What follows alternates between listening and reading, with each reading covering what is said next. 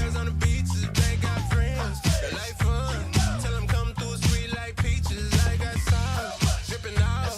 That's one of my primary features. Know when my song start playing on the speakers. Hit it at the bar like swing for the bleachers. I got gas in my car. Jet fuel got me going like rockets out of this world. I'm a star. Feel good with some money in my pocket. Baby, I'm spinning. We living. Gotta go hard cause tomorrow ain't giving. If it come through, it don't make no difference. I ain't tripping, nah. Look, I don't care where we go. I don't care where we been. I don't care if that water's deep. I might have to jump in. I don't care. Congratulations, you finally made it to 4 p.m. You know what that means. Happy hour. It's time to kick back, relax, and dive into the world of sports with the Young and Norvelle Show. Whether you're catching up on the latest scores, analyzing the big plays, or gearing up for tonight's games, we've got you covered. So grab a cold one, settle in, and let's talk sports. Here they are, Patrick Young and Terry Norvelle.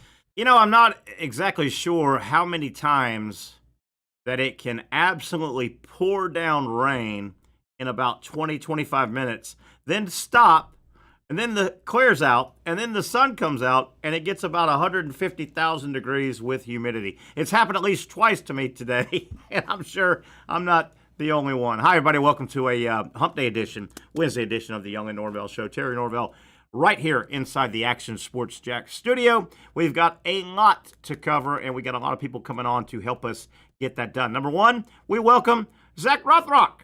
Our buddy Zach is back running the show today. Our main man, Casey Kurtz, out of town with a wedding, I think, and around the holidays. Zach, number one, welcome back. Number two, I'm not real happy that you walked all up in the studio with a better shirt than me. What the hell? Where the hell did you get that I know. shirt? Yeah, I mean, I'm the veteran fill-in person that I am. You know, Yes. I know that you like to make a talking point of the shirts, and so you know, I went ahead and got a spice thing one. I got on. I've got this thing. Look, the white buttons around, and look, it's got the little thing here. Look at it, and the white watch pops.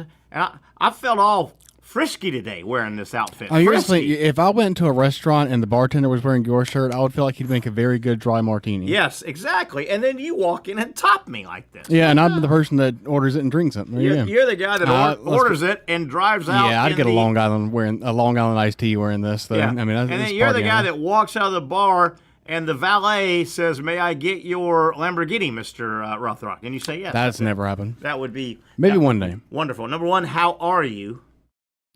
I'm very well. I'm fantastic. Doing good heading into It's the middle holiday. of the summer. Yeah, middle of summer heading into the holiday weekend. Number two, we got a lot of stuff to cover. Major League Baseball got a lot of games final already. We had a bunch of early kind of getaway games where teams will jump on a plane and get ready for their big weekend series. A lot of stuff happening in Major League Baseball, man, coming up on the All-Star break.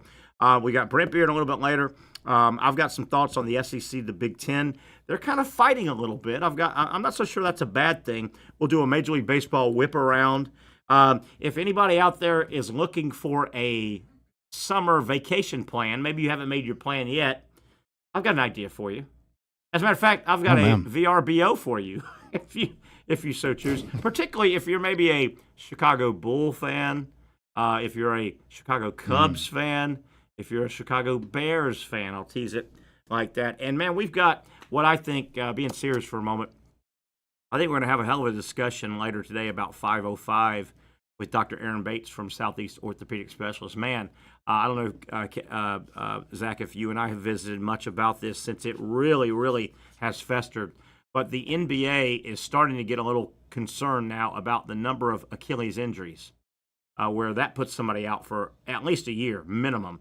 The NBA, the most recent Achilles was Halliburton in the finals. Right. He went down in front of everybody, and he was the 7th NBA basketball player this year to go down and be rendered basically out for the year, the next year.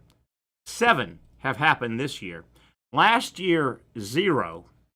The year before and all the years before, the most have been 4. So the NBA is a little concerned. They have commissioned a massive study. And I want to talk to Dr. Bates, and I hope we all have some questions for him. What goes into the study? I know I've got several questions. If I was implementing the study, I would ask, and they may be stupid, but there are several things, including, I would say, might we need to look at the basketball shoe? Has the basketball shoe gotten more fashionable than functional? For sure. I would ask about that. But there's questions. What are the ages of these guys going down? When do they go down in the season? On and on and on. But I'm looking forward to Dr. Bates. And, I've told him what we're going to talk about, and he'll have a great perspective on this. But I'm also going to throw this, and I hate to give away the whole segment, but Doc will be at around 5:05. I'm also going to throw this out, Zach, and I haven't heard many people throw this out about Tommy John throwing so hard, blowing your arm out. Basketball, Achilles, because I think the Achilles injury in basketball is the Tommy John injury, right? I think it's the Tommy John of basketball, the Achilles. I mean, this is that thing that just, you don't want to hear it when it happens. Your guy's done for well over a year. Just done. Oh, yeah. Halliburton's going to miss at least a very large portion of this upcoming season, not the whole thing. And Tommy John almost feels like a rite of passage type of injury. And I'm going to ask Doc, though, one thing that I wanted to address, him to address, and maybe it is going to get addressed in this, maybe, and I'm just throwing this out, maybe, all of these modern Tommy John injuries in baseball pitchers, right? From Little League through the bigs. Maybe this plethora, it appears that we're in with Achilles blowouts and ruptures. Maybe it's just the natural evolution of the modern athlete. Yeah, maybe the athlete is so big and strong that this is just naturally going to happen, and 20 more years from now, maybe the Tommy John ligament and the Achilles tendon just through evolution toughens up, and then we move on to the next. Maybe it's just evolution. I don't know, but I'm going to ask the doc about all that. Maybe. That'd be some pretty heavy, freaky stuff. It's like Tyrese Halliburton's son is going to develop a stronger Achilles potentially. Zach, if we track, and you see me waving at you with my pinky finger here. I see that. If we track the Rothrocks back all the way through the low country of South Carolina, hundreds upon thousands, we used to didn't have a pinky finger, and we evolved, right? I think we evolved into a pinky finger, didn't we? I'm not saying that this isn't the silliest thing you've ever said. Yeah. Are you implying that I've said silly things over the years? Yeah, the bar's pretty low for that statement. You shut your filthy mouth. Who invited you back today? Why are you here? Yeah, I don't think there was very many people that were willing to do it. So it's pretty low pool. So we're stuck with you today and tomorrow, right? Yeah, here I am. Today, tomorrow, and then we got Big Ben coming in next week. Gosh darn. Oh, there you go. Too bad Big Ben couldn't have done the whole vacation. I'm just kidding. Yeah, Zach, that's what it goes. Beggars can't be choosers. Yeah, so we've got a lot to get to today. I do want to go over some Major League Baseball. A lot of stuff has happened already today. Okay, finals. We got a bunch of finals. And Zach, I don't know how far you have tracked baseball. We're right at the halfway point. When the All-Star game comes around, which is July 13th, so we've got the rest of this week. Next Sunday, the 13th, is the final game. Then they take off about 4 days. That following Tuesday is the All-Star game. The All-Star game we consider the halfway point, but it normally falls in around 90 games, right? 81 is halfway. But they play almost 100 games before the break. With that said, we've got a pretty good case study now. I think we know who's good in Major League Baseball, who's pretty good, who's kind of good, who's really good. So these games are starting to matter now. All right, let me go over some finals, and we'll talk some baseball here, how these finals play.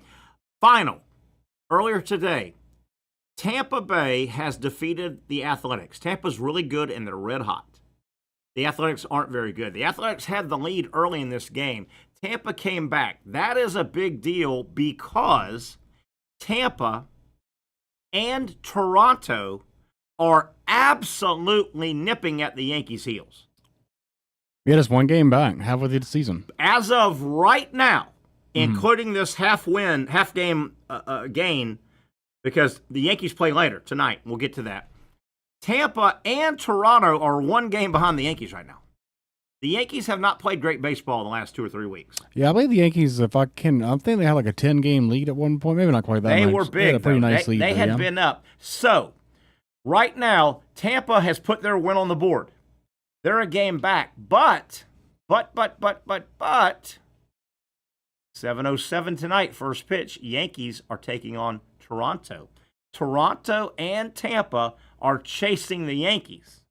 They're both a game back. So if Toronto knocks off the Yankees this evening, look out, my man. Man, is that prime time? Is that a ESPN game? That is showing, I just see 7:07 first pitch. I don't know. I'm showing Prime Video. What does that mean? It means on Amazon Prime. Amazon Prime. But you've got, Yeah. and again, let me get to the standings here. But what a nice day for Tampa. It's nice. It's like a golfer that goes out early. You throw your name on the board, your number on the board. Yeah, I think if Toronto won, they would be dead. They'd be exactly tied, dead even. So you've got I don't know how the tiebreaker would work. Tampa, 48 wins, 39 losses. They got their win earlier today. They're in the clubhouse today. They're one game back of the Yankees. They're basically percentage points almost tied with Toronto. Toronto, 47 and 38, but they're playing the Yankees later tonight. Yankees, 48. So Tampa has 48 wins. They're in the clubhouse, one behind right now. They got a win today. They've got 48 wins. The Yankees have 48. Toronto has 47. If Toronto wins tonight, this evening, you've got 3 teams with 48 wins in the AL East. And man, oh man, this is going to get fun. I mean, it feels like it's pretty likely that at least one of those teams would just straight up plummet throughout the stretch. Who do you think would be the most likely of those 3 to just dive and just fall out? You know, that's a Kate Kistner question who comes on with us, but he has kind of intimated, I think, that because I'll ask him, I go, the last couple of weeks, I'm like, look at Tampa hanging around. Look at Toronto hanging around. Boston's falling down in that division. Yeah. And I said, are these guys going to be able to stay? Do they have staying power? I think, and I don't want to quote him, but I think he said Tampa Bay may be the one he would think would fall off. And it might have been with overall pitching. But right now, I mean, they are in the thick. So that's all you can really do is stay afloat. Yeah. And why not? And why not? So Tampa Bay has their win today, and you got to beat the Athletics. I think you got to beat the Athletics. Earlier today, final. Don't look now, and this doesn't matter. The Pirates, 5-0 winners over St. Louis. St. Louis is good. The Pirates, yesterday, the Pirates won. How pirate is this? Yesterday, the Pirates won their game 1-0. Skeens went 5 innings, no decision. They just can't score for my man, even though they rarely. Won. Another big game is that it has gone final in Major League Baseball earlier today, and I think they will play a second game because of a rainout last week. San Diego, who's trying to hold on. The Dodgers are bullying everybody right now. San Diego earlier today beat Philadelphia 6-4. So that would help the Mets. But we look at other finals today. Earlier today, Detroit bombed Washington 11-2. Milwaukee, who is in the thick of the wild card race in the National, they beat the Mets. So the Mets have already lost. Philadelphia lost, but the Mets lost. Philadelphia has a 2-game lead. And don't look now. Do you know who's got the longest winning streak in Major League Baseball right now? It's crazy. It looks like the Miami Marlins potentially to be that team. How about the Marlins at 8 wins in a row? And have you seen above the Braves? I was going to say, great pull right there. Look at the standings, NL East. All of a sudden, who's in 4th place? Not the Marlins. The Braves have dropped a half game behind the Marlins. Yeah. What a disaster. Yeah, and Phillies Mets way out in front. And an announcement today we'll ask Dr. Bates about if we've got time. Spencer Schwallenbach, one of the few healthy starters for the Braves, he's out for at least a couple of weeks. It was discovered today. After like a 10-strikeout performance on Saturday, Schwallenbach said he kind of had some soreness on Sunday. They look at his elbow. Fractured elbow, out 4 weeks at least. How about that? Yeah, they're having one of those snake bitten type seasons. They really are. They really are. And again, if Schwallenbach had gotten hit by a line drive to the elbow, okay, you go, fractured elbow. No, he pitched a wonderful game this past Saturday. Had a bunch of strikeouts. There was not a traumatic, you know what I mean? It wasn't like he got ran into by a guy with a helmet on or took a line drive. He just announced to the team on Sunday, hey, man, I'm a little sore after that good outing. They look at it image-wise, fractured elbow.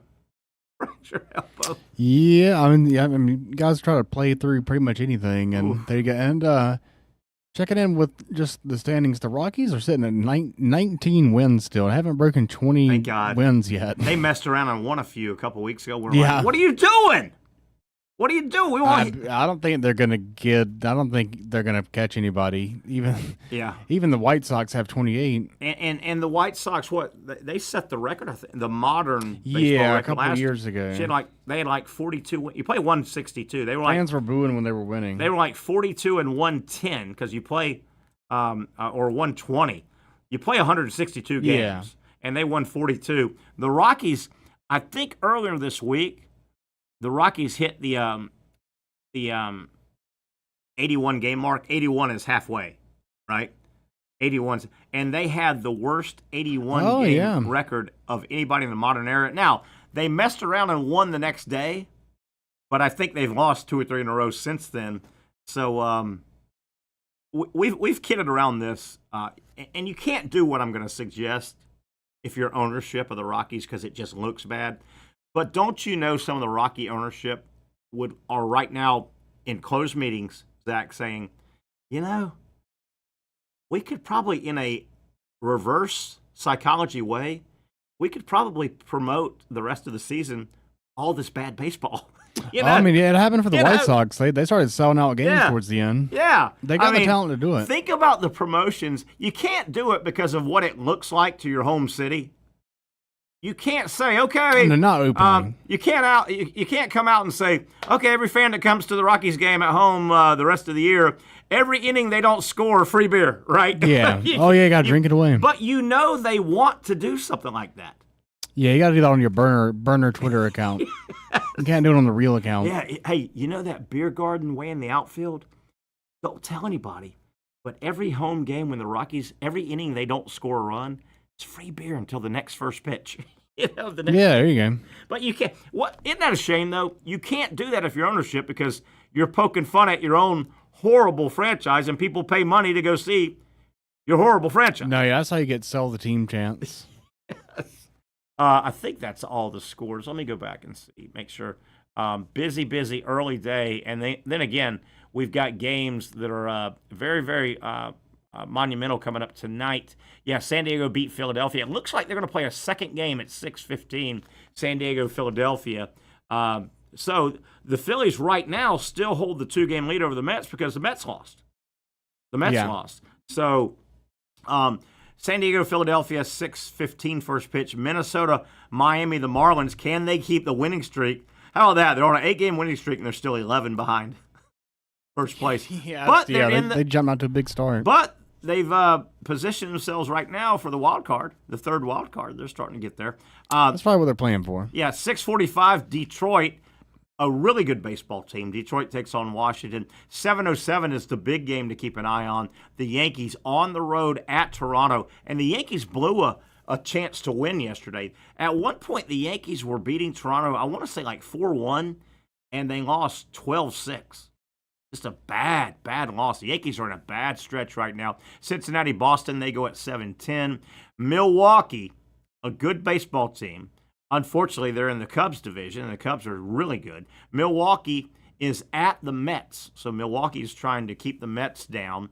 The LA Angels at Atlanta. The Braves, man, if they don't make a run here the last 10, 12 games of the first half, I don't think they've even got a shouting chance for the third wild card. They need to make No, it's starting to look pretty grim already. Cleveland is at Chicago. The Cubs. Baltimore, a little bit later tonight, is at Texas. And Houston, a really quiet team. Houston's a good baseball team. They've had a plethora, good word use. They've had a plethora of injuries, but Houston keeps winning. They've got Colorado. You got to love that. And then my boy Jack Caglione tonight, 9:40, the Royals, and Caglione will take his 151 batting average. 151, Zach. Caglione Yeah, it's not ideal, but at Seattle, and Kansas City. We talk about they're 40 and 46. So if you're Kansas City's management, you've got some decisions to make. Now they're 40 and 46, but you look at the standings and then you click on wild card. They're still kind of in the wild. There's 3 wild cards, right? So Kansas City is 4.5 back from that 3rd wild card. Where I'm going with this is the time of year, if you're a baseball program, if you're a baseball organization, you've got to do a couple things. You've got to, decide, are we buyers or sellers? Because the trade deadline is the 31st. So you got to kind of decide as a organization, do we think we've got a shot in hell at a wild card spot? Or do we say, no, we don't? If somebody wants one of our good players and we think we can get better, or if we want to bring up guys and develop them, it's a tough time. Yeah. If you're Kansas City, you're sitting here going, okay, they've got like 12 games left before the break. You with me, Zach? 12 games left. If you're Kansas City, here's the Royals' plight, if you're management. 12 games left before the All-Star break. They're 4.5 games out of that 3rd wild card in the American League. So you would prefer, in a weird way, that the next 12 games, you would rather you want your team probably to go 2-10, and that tells you we're out of this thing. We might can send Caglione back down, let him develop. We're not going to trade. Now, if you go 6-6, it's a tough call. Do you start developing players, or do you go, we're still in the running for the 3rd wild card spot? Tough call. Real tough call. Yeah, and the Braves are kind of in that same spot. And I kind of think they should lean towards sellers. Because the whole, what is it, the Central, they're all ahead of the Braves. Basically everyone in the West except for the Rockies is ahead of the Braves. And then obviously whoever it is that does win the division between the Phillies and Mets is going to win one of those. Absolutely. So right now, that's a great point. The Braves are 7.5 games out, right? Of the wild card, right. The last wild card spot. So if you're the Braves right now, you are going, and I don't know if they've got anybody contract-wise and on-field playing-wise that would be a great draw.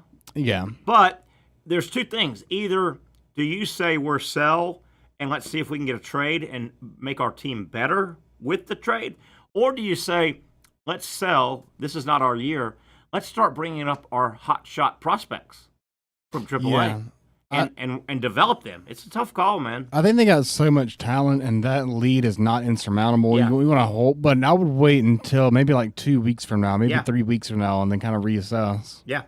Yeah, definitely. They could get out of hand in that time. Here's how good the Dodgers have been playing.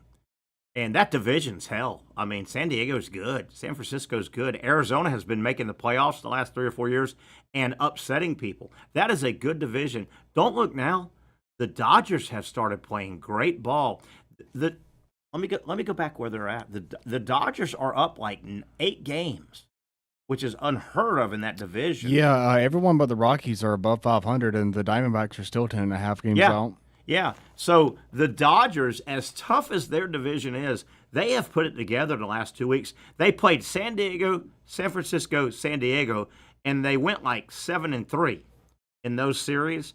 The Dodgers lead San Diego by 7.5, San Francisco by 9, the Diamondbacks by 10.5, and the odd thing, Zach, I don't think this is going to hold, but the odd thing, as good as the West is, the NL West, I think everybody agrees, that's the best division in baseball, top to bottom. Oh, yeah. Now, even with the Rockies, if the playoffs ended right now, only the Dodgers would make it. How weird is that? Oh, now, yeah, that's they going to change. Cannibalize each other. Yeah, great word. And I had that written down yesterday. They've cannibalized each other. Now, that's going to work itself out, I think. But literally, if the playoffs ended right now, the Dodgers from the AL West they're the division winner. They would make it. And it was only like 2 weeks ago, Zach, that 2 of the next 3 wild card, if you take the division winner, division, and then wild card, 2 of the 3 wild card were going to be San Diego and San Fran. Right now, no. Well, I do Right have right now San Diego. San Diego would sneak in. They're holding on by half a game over the Cardinals. And you know what? I think the Cardinals lost earlier today. Yeah. Is why. Yeah, so it updated. This morning when I looked at it, they wouldn't have. But, yeah, the Cardinals just lost. But isn't that weird? That tells you how good the Dodgers have been playing. They've been roughing up 2 really good franchises. Only 30 losses at this point. Almost inverse of the Rockies' record. Yes. How about that? Here's another thing in the Dodgers' favor. We're coming up on the trade deadline, right? The 31st of July, the end of the month. If you think you need to add one more arm or one more bat or what have you, how about the Dodgers? It appears now, in a weird way, they've already had their big trade. They found a big right-hander, it looks like, in a guy named Ohtani. Yeah, it looks like bring back a guy like that. He's starting to stretch his outings. It looks like in about another 3 or 4 weeks, Ohtani's going to be a full-fledged starter. They're going to the Dodgers are finding $20 in their pants pocket. You know how you do that when you go to do laundry? Oh, I think that's 100. Yeah, they found 100. yeah, found 100. But I mean, how about that? The rich get richer. They don't even have to make a trade to get another arm, it looks like. Ohtani's just going to pop up and be Ohtani. Yeah, and when he pitches, he's great. Historically, even though his outings have been short. So I mean, sure. when you add, frankly, a Cy Young level talent to your already World Series winning rotation. Yeah, I mean it's got to be impressive. Tough to look at as a Braves fan to see how close you were and how far away you are now versus how close the Dodgers are again.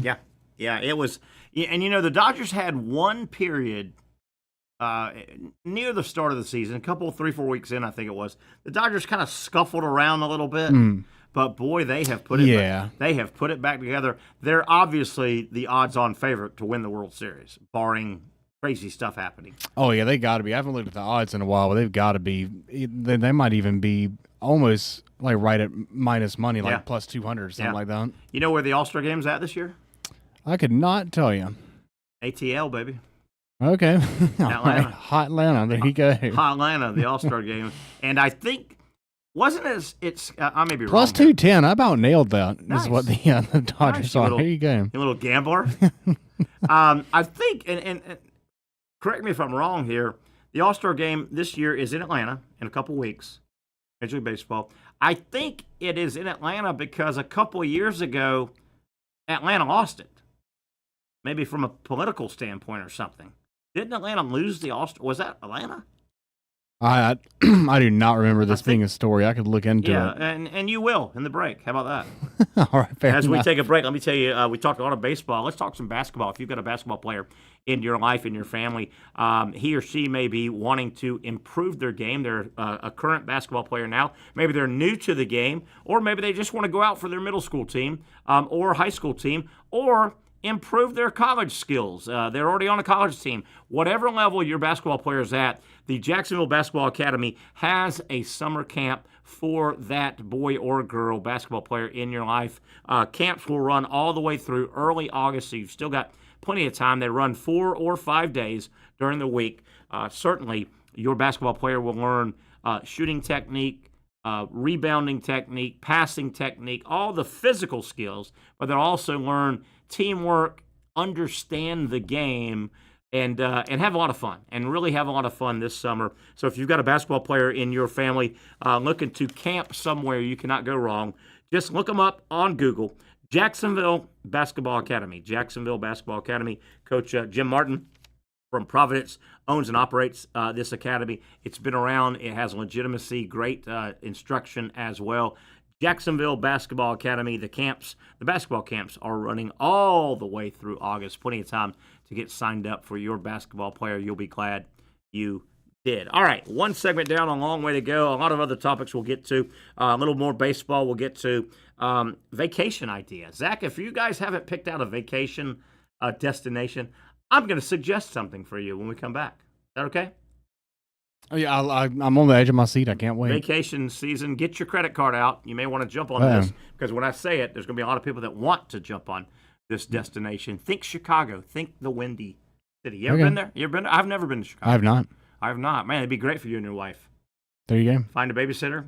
Yeah. Go to the Windy City. So get your credit card out, folks. I've got the VRBO for you if you think Chicago, Bears, Bulls, whatever. You don't want to miss it. One down, a long way to go. We'll come back with more of the Young and Norvelle Show right here on Action Sports Jacks. At Southeast Orthopedic Specialists, we know pain and injuries can stop you from doing what you love. This is why our board-certified orthopedic specialists offer the latest in both non-surgical and surgical treatment options and create a treatment plan tailored to your unique lifestyle and goals. So, whether it is a sports injury or that nagging pain that's keeping you from doing what you love, our team has the right treatment for you. For more information or to schedule an appointment online, visit our website. You really got to hand it to him. Hold on. The previous play is under further review. I'm not sure what he could review, but okay.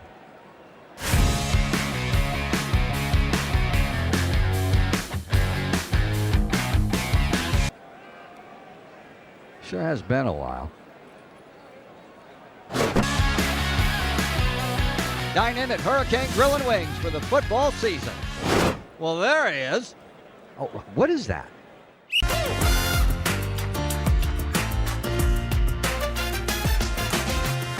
Empower a future, inspire a dream.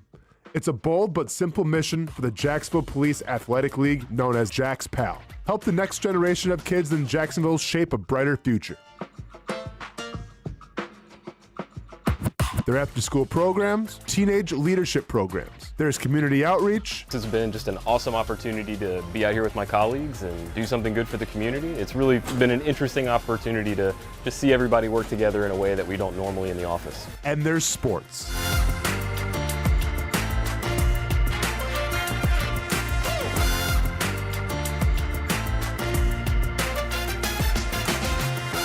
There are also ways you can help the next generation with a donation of any kind. Just visit jaxpal.org to get more information. Empower a future, inspire a dream with Jax PAL. Finally, a family atmosphere, kid-friendly restaurant with a real sports bar feel. Bricks Jack's Beach features all of that and a large, climate-controlled covered patio with misting fans and heaters for all seasons. Mix in an extremely diverse menu that features the most quality and affordable steak at the beach, and there's no reason not to enjoy your next lunch, dinner, happy hour, or big sporting event at Bricks Jack's Beach, 300 2nd Street North in Jacksonville Beach. See you at Bricks Jack's Beach. There's a saying in sports, you can't win them all, but you can win a lot with good folks on your team. Like that one painter, First Coast. It's tough to beat the sun in Florida, so your home fades. It's tough to beat that HOA when they come calling. Beat the sun, beat the HOA with that one painter, First Coast. And it's a good time to do it. Less rain to work around and painting in mild temperatures is perfect. After all, the paint bonds to the surface so much better. Give that one painter First Coast a call at 904-417-3557 or look them up at first-coast.thatonepainter.com. Fast estimate, guidance on color and HOA requirements, and the highest quality job you'll find anywhere. Be a big winner in your neighborhood with that one painter First Coast on your team.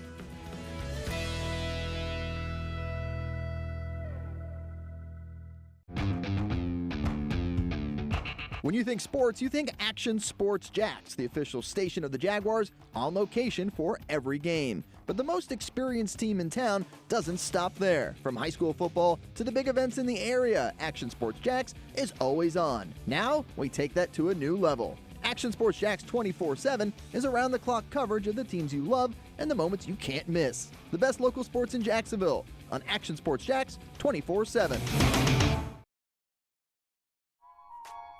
To you live from the Action Sports Jack studios. Zach Rothrock producing. Patrick Young at a medical procedure. Nothing's wrong, just a standard procedure. He hopes to join us in a little bit. We've got Dr.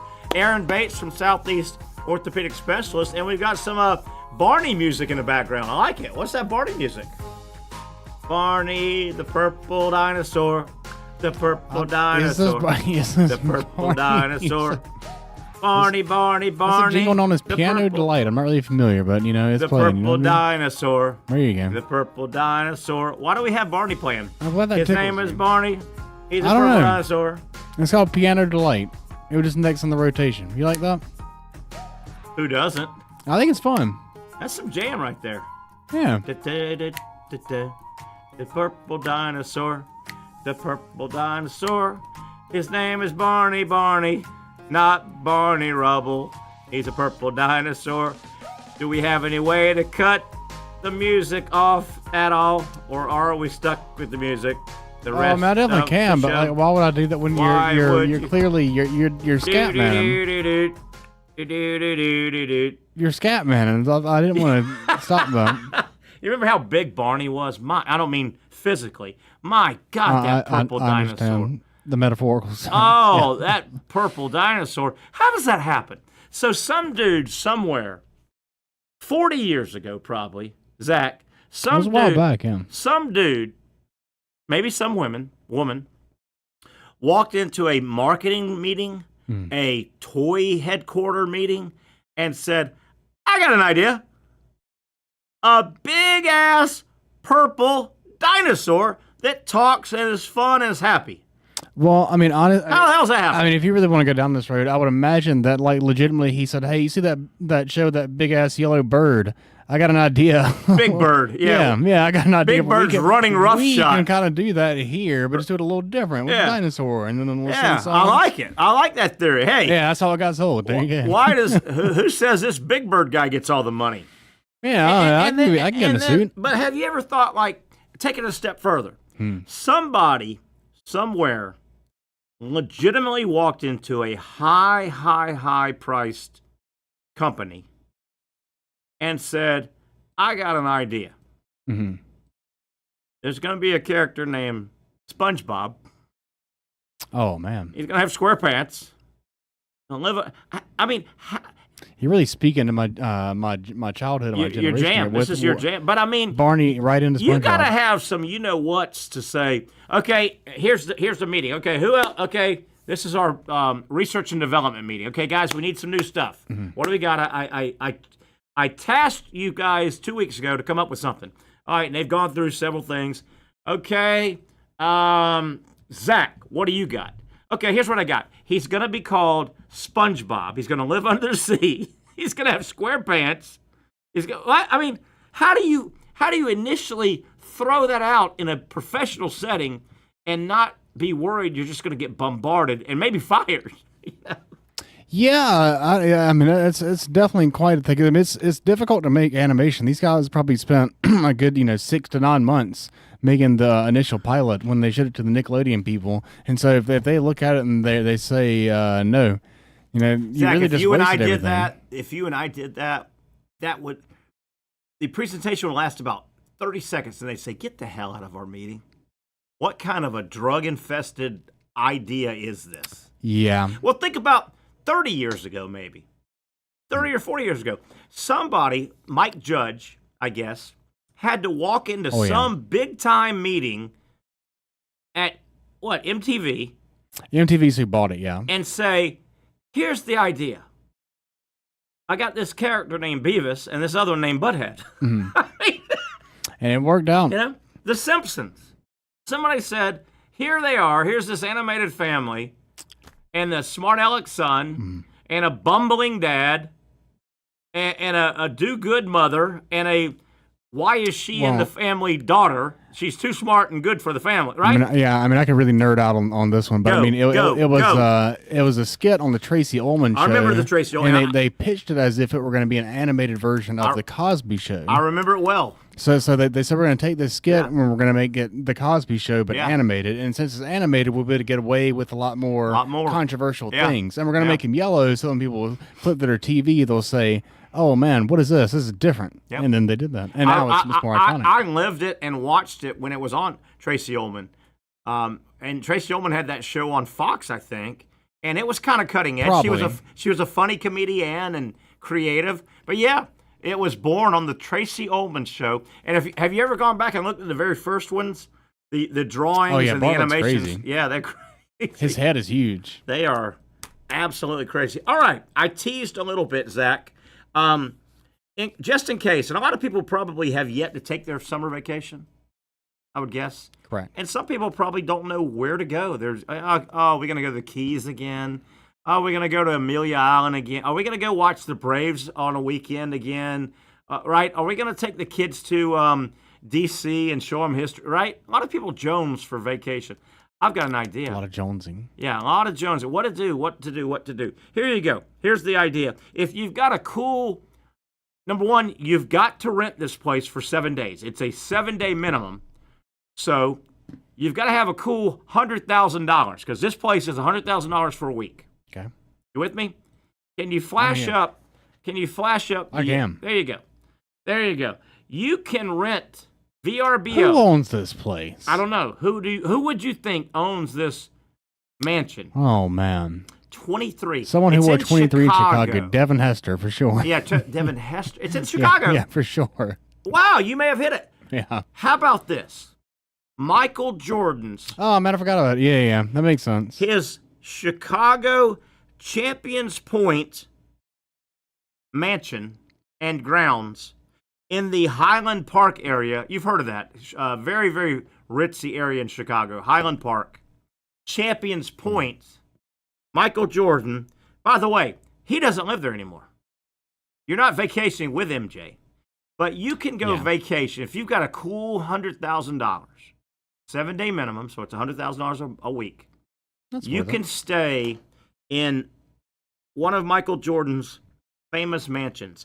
7.39 acres. There's the gate right there. Do you have the photo of the opening where you walk into the mansion? I was not able to get that. Okay, no problem. But that's the gate. Okay, it's 7.39 acres. Airbnb. So you can look it up on Airbnb, I swear to you. 7 bedrooms. How about this, Zach? 17 and a half bathrooms. All right, that's fair enough. I can probably potentially use half of those in a week. 12 guests can be accommodated. Now, I don't know if that means in addition to the master, if they're counting that as, husband and wife might be there, but 12 guests.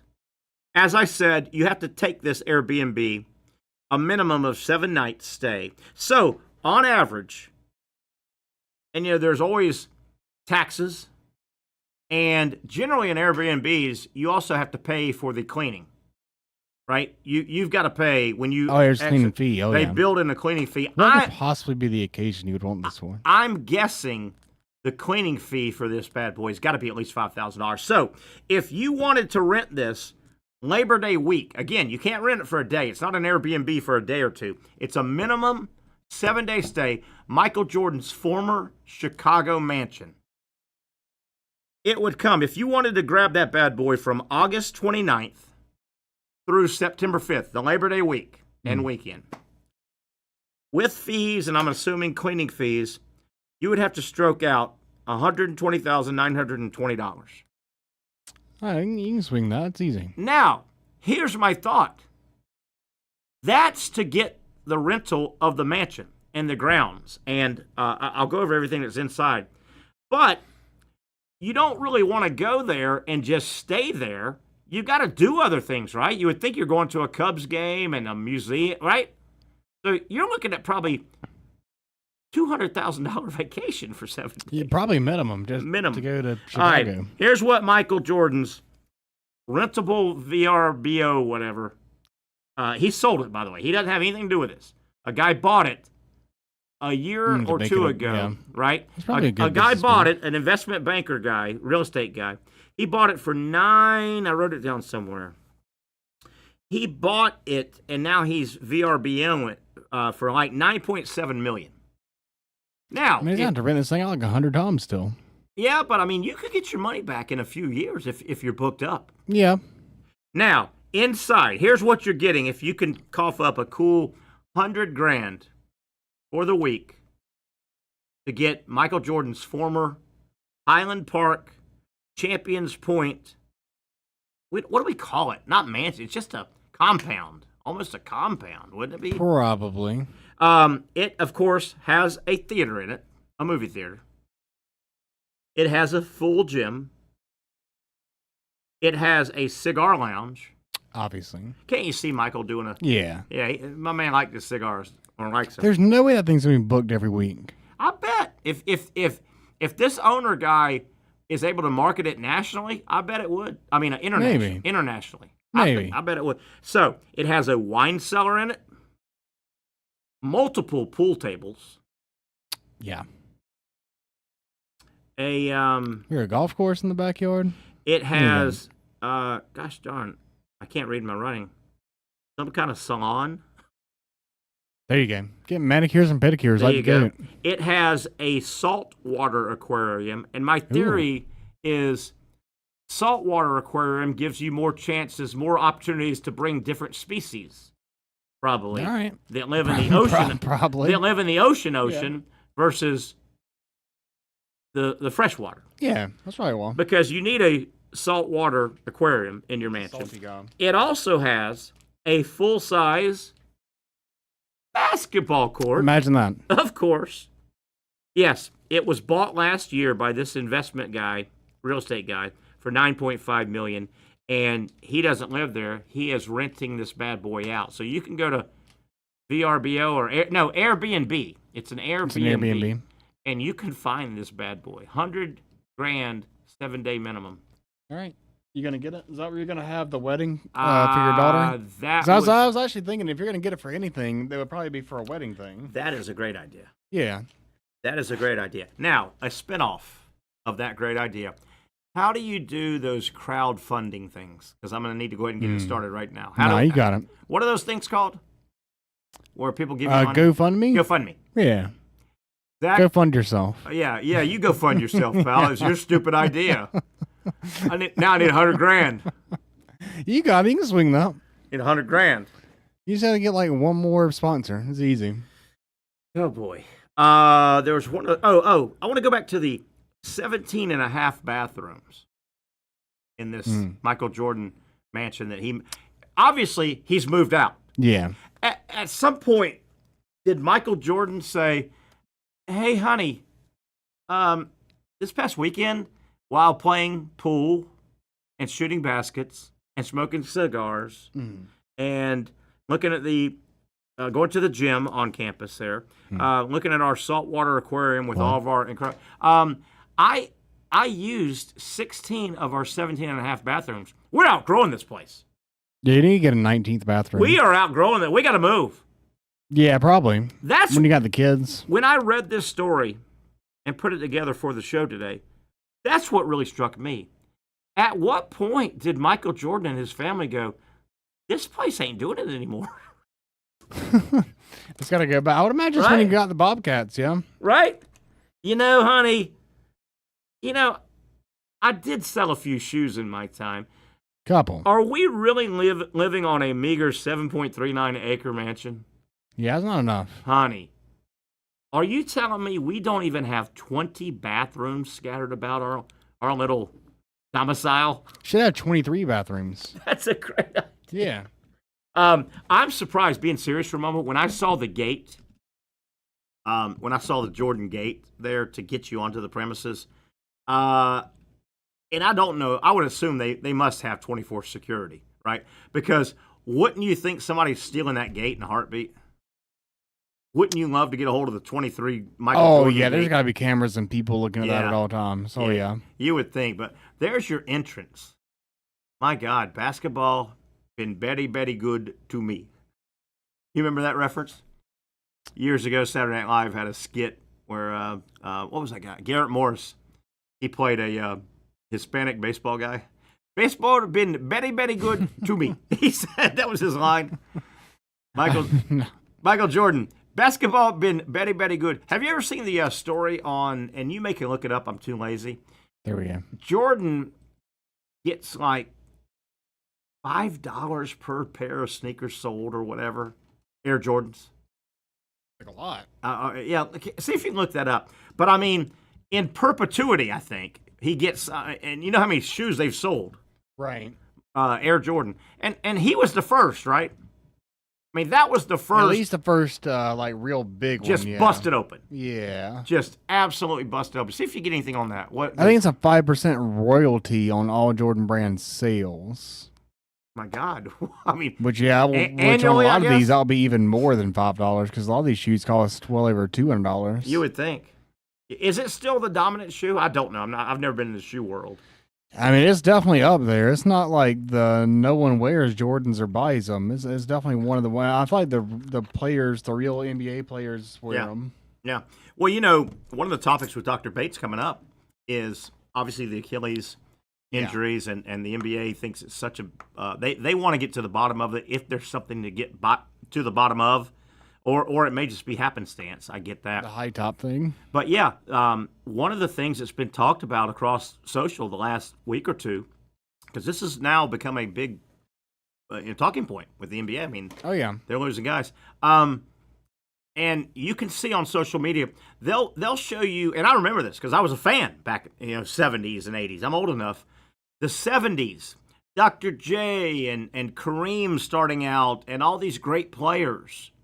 And the late 70s, Magic Johnson, Larry Bird, through the 80s, they basically all wore Converse. And they weren't. Yeah, that's pretty much everything. And now they were, at the time, good, solid basketball shoes, more than just the basic Chuck Taylor, you know what I mean, that you could buy. Right. But they weren't these fancy shoes. And a lot of people are starting to point out, I don't know if this is true or not, because sometimes we forget years ago, but they're going, well, why were these guys in the 70s and 80s with basically flat shoes, but the plethora of Achilles injuries did not seem to be popping up? Might it have something to do with the shoe? I'm going to ask Doctor that. Yeah, I mean, that's not, I mean, I've heard that theory kind of floated around a little bit. I mean, there definitely could potentially and the be older guys, the 60s, 70s, 80s NBA guys, and college guys, they just about all wore high tops, and they tied them tight, right? Nowadays, the low and mid cut are the thing to wear, not the high top, right? Think about your NBA player. You don't see that big, what looks like a heavy shoe, because it comes up past, what is the knot on your ankle? According to just this kind of AI search I just did real quick, it says that the high tops could potentially make you more susceptible to Achilles tendon injuries. Susceptible, yeah. Well, but because of the way your ankle is locked in and with the tightness. But you have to go back and say, well, most of those NBA guys nowadays are wearing mid to low cut. Right. And they're still getting them. So, it is worth exploring. Yeah. It is worth exploring with Dr. Bates and just exploring with this commission that's, the study that the NBA is going to fund. Has the basketball shoe leaned too far fashion and not far enough, not back to functionality? That's part of it for sure. You wonder. A lot of the actual Jordans can't be worn in a game. You got to get like a special type of. You can't just get any Jordan. Yeah, you remember. And this is terrible to say, but you remember back when the Jordan was really popular. It was the tennis shoe, really popular, and obviously it's always had a big price tag. Yeah, and I mean, I hate to say this, but there were kids getting killed for their shoes.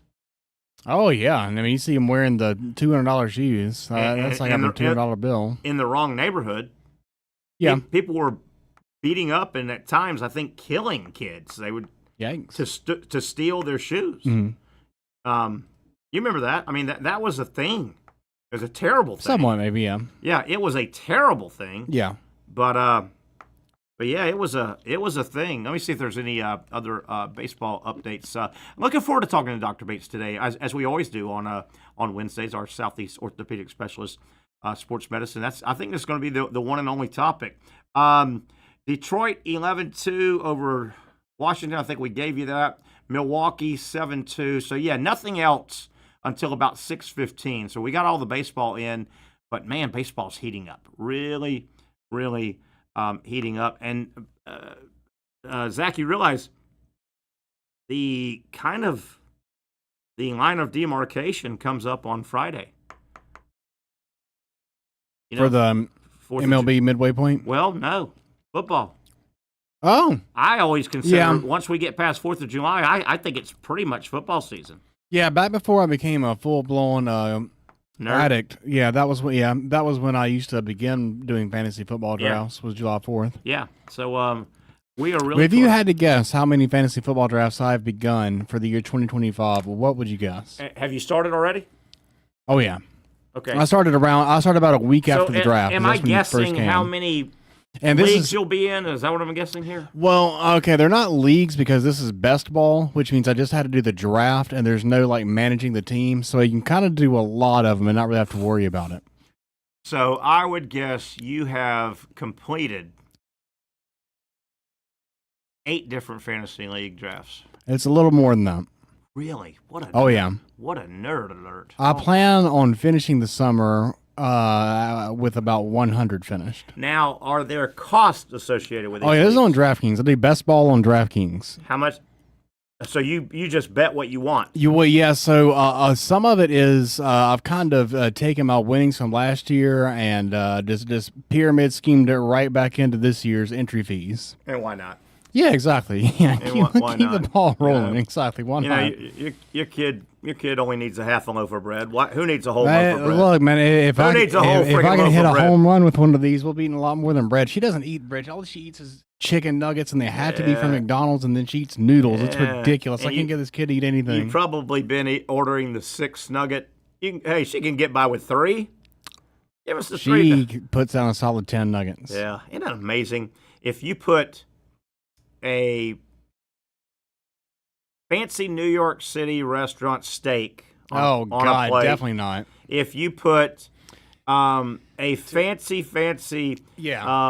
escargot, whatever that is. Oh God, definitely that. That's definitely. You think of the fanciest. She wouldn't even touch that. The fanciest food you could put on a plate, 5 or 6 foods, and then you put the last thing on the plate was chicken nuggets or chicken fingers. Every kid in the world would go for the chicken fingers. Yeah, I think that my kid is literally the pickiest. She wouldn't eat chicken fingers either. It's got to be chicken nuggets, and they can't be Chick-fil-A chicken nuggets. Those aren't good. Have you tried to trick her with? I hope there's any endorsements going on. Oh, we tried the tricking her with the bag. We can do specific ones from the frozen section. But can you trick her with the bag? Like, look at that. She would recognize. Look, this is your bag you like from your place you like. No, she would know. Mommy, she'd be like, why are they like this? Mommy just got back from this favorite place of yours. She's the most ridiculous. Like even we got chocolate chip pancakes and with syrup on it. Yeah, great thing. Any kids would pitch fits to have this I'm breakfast. About to pitch a fit. They want this breakfast. She gagged on it. And she likes chocolate. Hell, I know. I want to send her back. I like everything. I like everything about her, but she just doesn't eat. Just won't eat things. Check your warranty on her. I've looked into it. Yes, check your warranty. You could probably. There's no eating warranty. There's no instruction manual at all, or maybe I threw it away and misplaced it. The hell's wrong with this kid? I don't know. She just doesn't like eating things. And Did she eat like mush when she was a kid? Any kind of mush? Little baby food? Or was she picking it in? She would eat that type of, she would eat that type of stuff and not really fuss about it. She'll eat like avocados. Ooh, I love so yeah, a few like she'll even eat. So she'll eat a few like healthy type things. Yeah, but yeah, I mean and like if we get a cheese quesadilla like from certain restaurants, we have to tell them to cook it very lightly. And if they don't cook it lightly, if there's brown, she's like, no, it's burnt. I'm like, oh my God, man. You mentioned avocado. Yeah. And I kind of did the same thing when I was a kid. I had to grow out. I think it's inherent on most kids. Anything green, they don't want to eat. Green's bad. I didn't want it when I was a kid. I didn't mess with green beans or asparagus, fried pickles. Anything green. But as I got older, I love everything green. Everything. Yeah, things change. Yeah. I was always into the broccoli. I can usually get down with it. Oh, broccoli now, man. But as a kid? Yeah. And what about the old, you can't get up from the table till you eat it? How about that battle? Oh, yeah. How about that battle? Yeah. How many families have had that battle for hours? It probably destroys select families. I think it does. Let's take a break. Hopefully we've got Dr. Bates trying to jump in here. I want to talk to him about the NBA. Boy, they're kind of putting the gauntlet down, really trying to find out Is there anything to all these recent Achilles tendon injuries, or is it just, the rub of the green a little bit? We'll talk to Dr. Bates about that from Southeast Orthopedic Specialist, and we'll also kick off hour number 2, the Young and Norvelle Show. Hour 2 kicks off right here on Action Sports Jack. You really got to hand it to him. Hold on. The previous play is under further review. I'm not sure what he could review, but okay.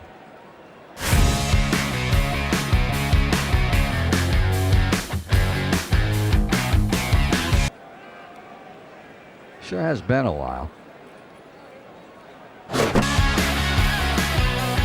Dine in at Hurricane Grill and Wings for the football season. Well, there he is. Oh, what is that? At Southeast Orthopedic Specialists, we know pain and injuries can stop you from doing what you love. This is why our board-certified orthopedic specialists offer the latest in both non-surgical and surgical treatment options and create a treatment plan tailored to your unique lifestyle and goals. So, whether it is a sports injury or that nagging pain that's keeping you from doing what you love, our team has the right treatment for you. For more information or to schedule an appointment online, visit our website. Most of us know how to throw.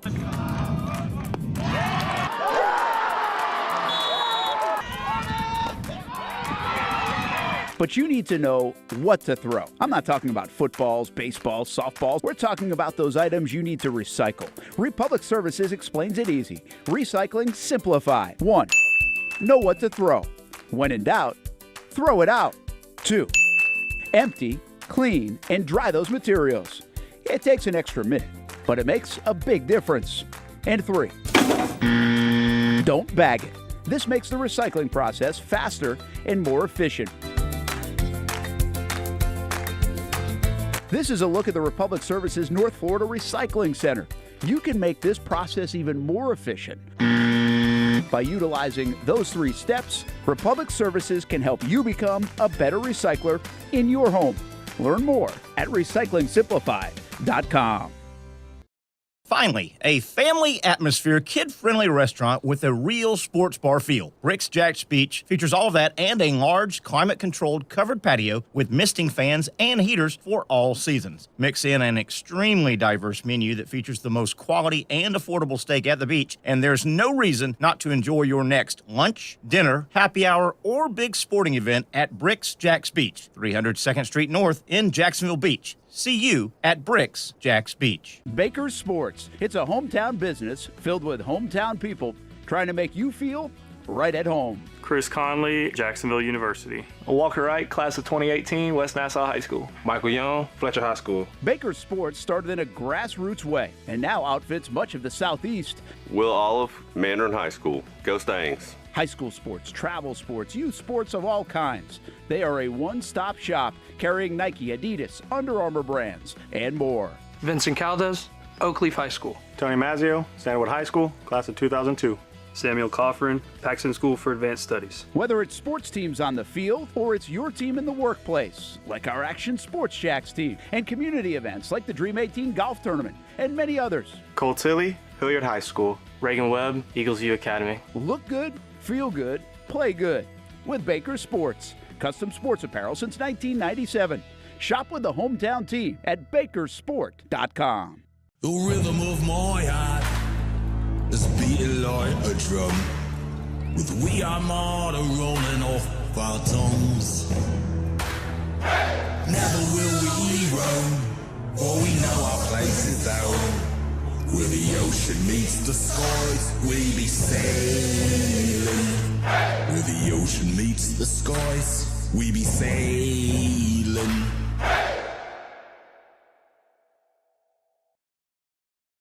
And welcome back here. It is hour number 2. We kick it off on a Wednesday Hump Day edition of the Young and Norvelle Show here on Action Sports Jacks. And everybody knows that I'm a helper. I just want to help people. So I'm about to help Dr. Aaron Bates, our buddy, who joins us every Wednesday from Southeast Orthopedic Specialist. Dr. Bates, I know you are wrestling right now with vacation destination, what to do. You know, you and the wife, the family, you do the same thing probably year after year. Okay, I got it for you. You ready, Dr. Bates? I got it for you. And I went ahead, and I'm not sure we've got your volume on. We'll try and get you up. I went ahead. I hope you don't mind. I went ahead and I booked this for you guys. Okay? I booked this for you guys. I don't know if you've spent much time in Chicago.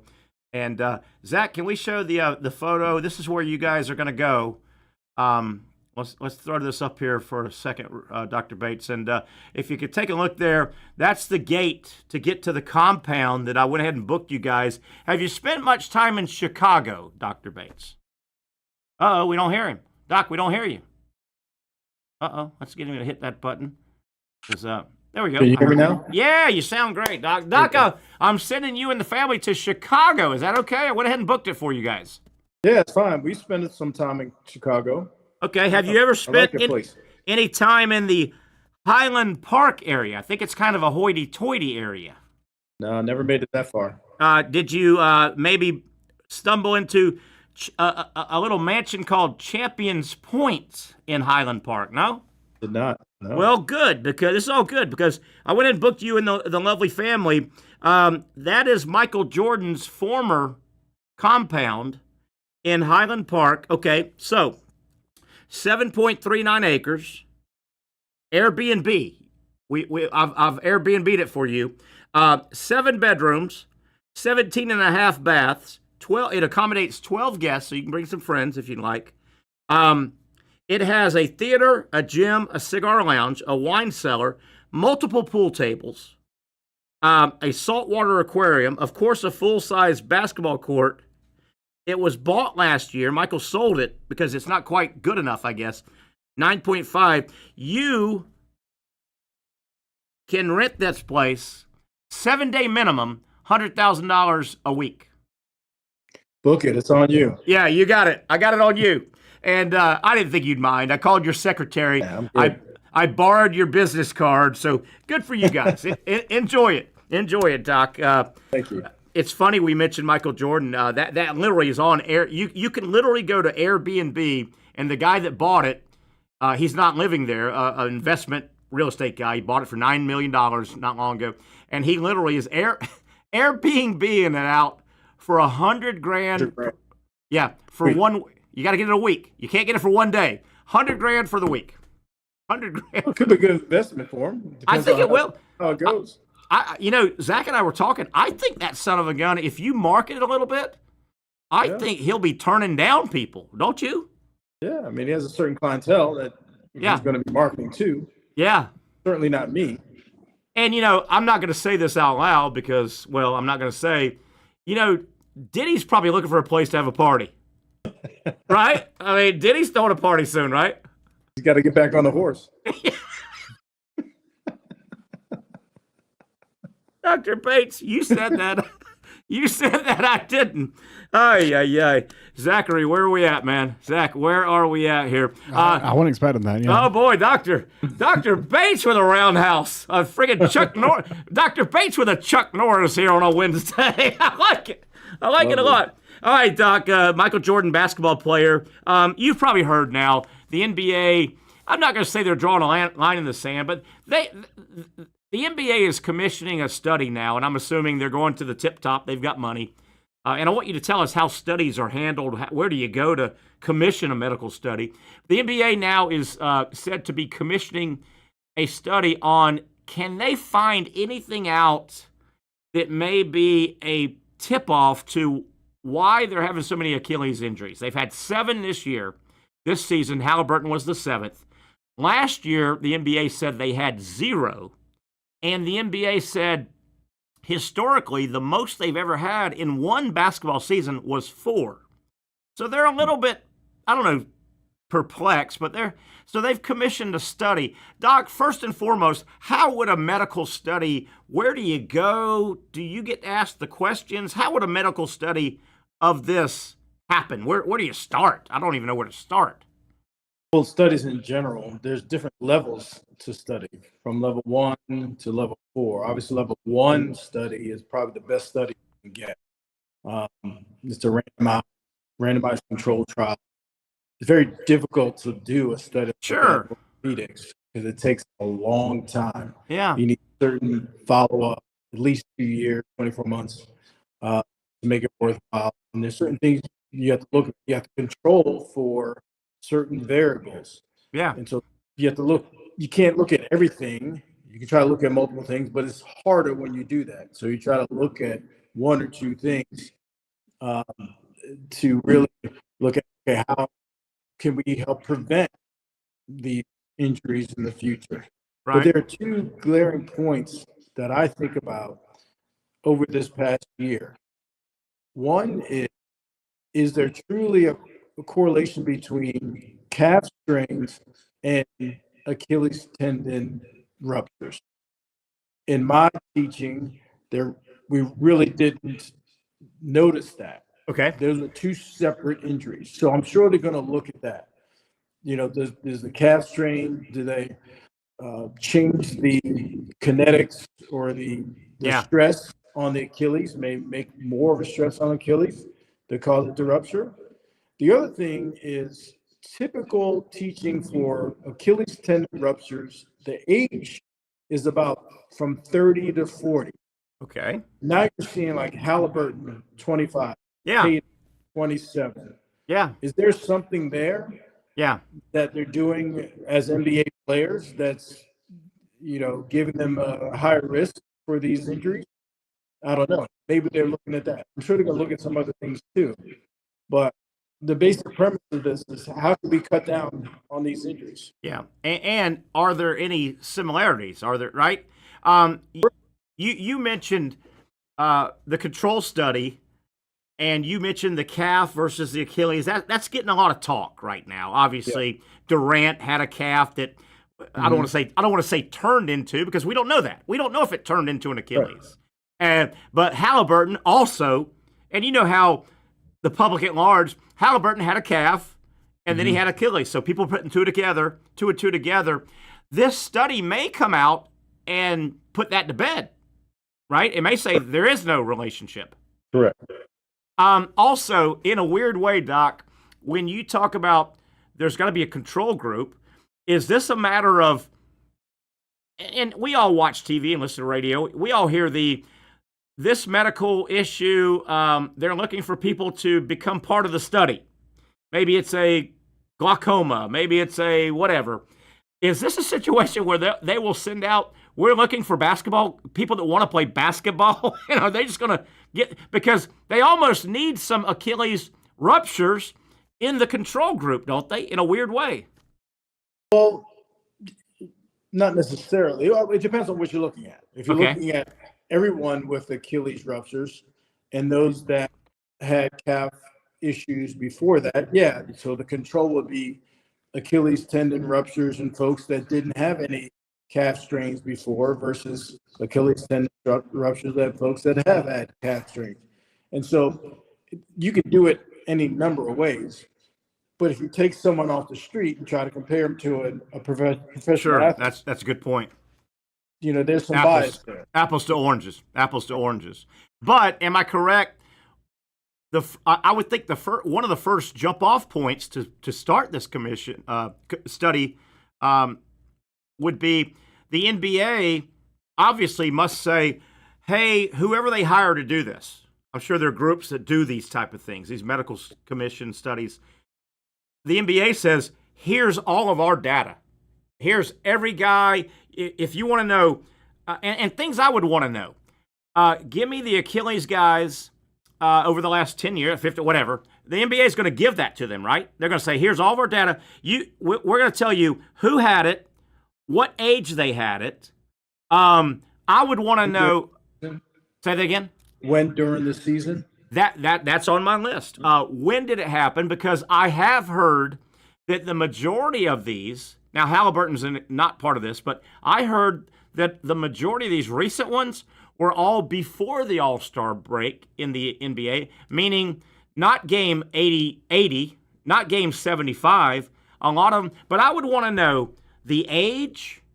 I would want to know what position did they play. I would imagine it's more guards and small forward. Yeah, I would want to know their height and weight over the last few years. Did the majority of them have it, and they were lugging around an extra 10 pounds? I would want to know were bunch they playing of offense. Were they playing defense? Great point. That is a great freaking point right there. Were they exploding with the ball? going forward? Were they backpedaling and changing directions on? Yeah, great. But the NBA will provide all that, right? They should, yes. They have a database. I mean, all the athletic trainers and the medical staff, they keep a database, all this information of all the injuries throughout the year and everything that you just talked about. And Doc, I don't know this, but I would surmise that the big power forwards and centers don't get I don't have any data, but I would imagine your big power forward and centers who don't really leap off the court and don't really fly down the court and change direction, I would imagine they don't have as many as the 6'4" guard. Do you think I'm right there? Yeah, anecdotally, just kind of thinking back, I really don't see that either. It's more the explosive guys. Yeah. That are just changing direction, accelerating from a dead stop. And, just like Tatum had his and Halliburton and who was the third for the Bucks? Oh, yeah. I can't think of his name. I know who you're talking about exactly. And you just made a good point also. Even Halliburton, a lot of times we think we saw it. Wow, a lot of times they just fall down and you go, I didn't see anything traumatic, but they went down and they can't get up. Yeah. Now, let me ask you this, Doc. Is there a chance that a study like this will come back and maybe it's just human evolution? Maybe the athlete just has advanced to the point. Could that be part of it? It's just the athlete has advanced, the modern athlete, more than the 1975 athlete. Maybe the human body has just gotten bigger, stronger, too big, I don't know. Maybe evolution. Bigger, stronger, faster. That happens year over year. But the other thing is there a training change? Say that again. A what? A training change. Oh, there you go. There you go. That's predisposing them to this type of injury. Because they're all in the off season. They kind of train with their individual their own thing. Yeah, sure. Has things come up that are done now? Yeah. In training that are predisposing them to this? Yeah. Who knows? Yeah. And obviously another part of a data point, some people are saying just too many freaking games. Just too much workload. Yeah. It could be. Am I correct, or is this just too generic? Is the basketball Achilles injury the baseball Tommy John? Are those kind of?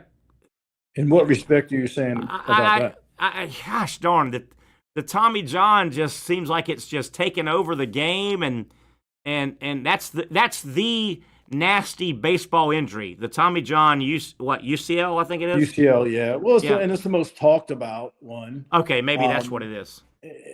You go through these different, they kind of take turns. We always say as orthopedists, things come in threes. You may not see something for a long time, like a pec tendon rupture, but then you'll see three of them. Really? We don't know why that happens, but it does. And so there's been a rash of Achilles tendon ruptures, and they should look at it. But it could just be a coincidental thing as well. Yeah, interesting. As there's going to be this type of study, though, I think you referenced earlier when we first started talking. By the way, we're talking to Dr. Aaron Bates from Southeast Orthopedic Specialists, really focusing today, as we do every Wednesday, on different sports injuries. Today, the NBA is really starting to want to get to the bottom, if there's a bottom to be gotten to, where, why, how come all these Achilles injuries. Doc, I think you said earlier in our discussion, this study that's going to be commissioned, you would imagine this is a multi-year. This is going to take multiple years to really get a final report. Is that right? Yes. This isn't a 6-month thing. No, if it is a 6-month thing, you're not going to get great results out. Get great results. Okay, last thing, Doc, and man, this has been fascinating. I know Patrick, he's had a medical procedure. By the way, nothing bad, just normal. But he was dying to get back on for this this discussion. I'm going to try and throw this out in two parts. Number one, I would imagine a study like this is extremely expensive. I've got to believe this is an extremely expensive. With that as the backdrop, I hope that the NBA does not. I hope the NBA doesn't let Nike call up and say, "Hey, we'll pay for that," or Reebok, "We'll pay," because I wonder. They've got to also look at the shoe. I think they've got to look at the shoe. Is the basketball, because word is we weren't having these in the 70s and 80s, and they had basic Chuck Taylors, just a little bit more advanced than what you would just wear around, but they had basic shoes, and I don't remember all these Achilles.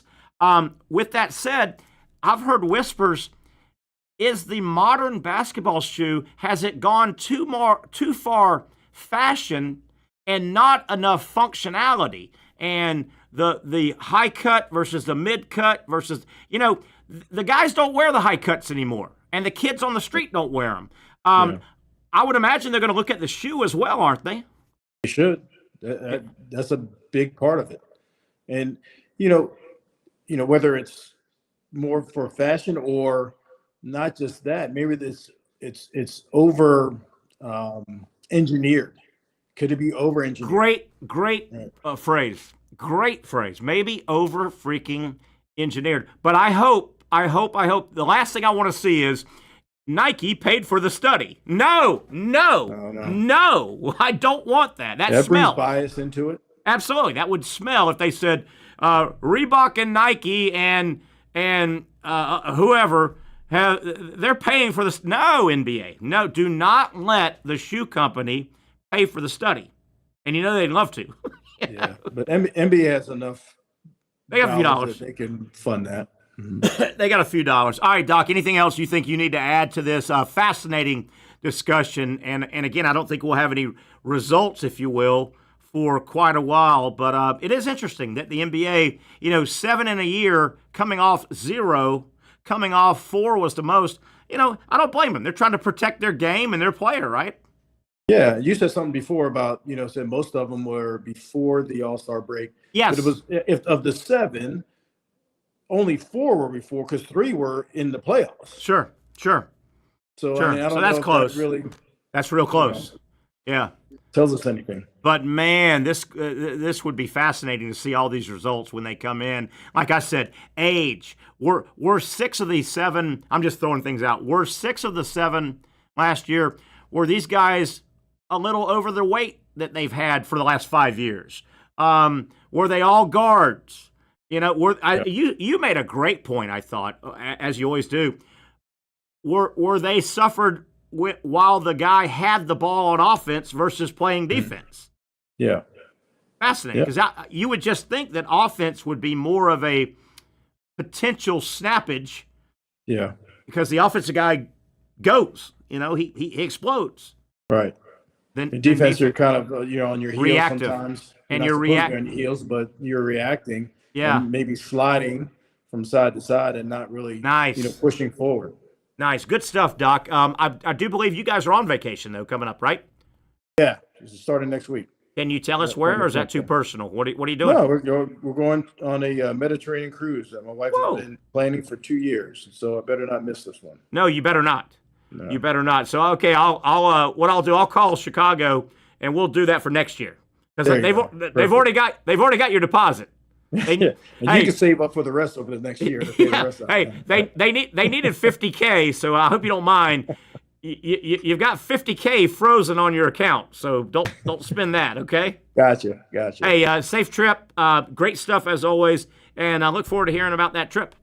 Look forward to hearing about that. Definitely. All right, we'll talk to you in a couple. You guys in a few weeks. Couple weeks. You got it. Yeah. That's our buddy, Dr. Aaron Bates. Boy, I knew it was going to be good today. Good stuff. Sharp guy, really adds to our show, and we really appreciate Dr. Bates and, of course, Southeast Orthopedic Specialist. All right, let's take a break. We hope to have Brent Beaird at the bottom of the hour. Some college football stuff, including the SEC and the Big Ten. They're kind of having a dust-up.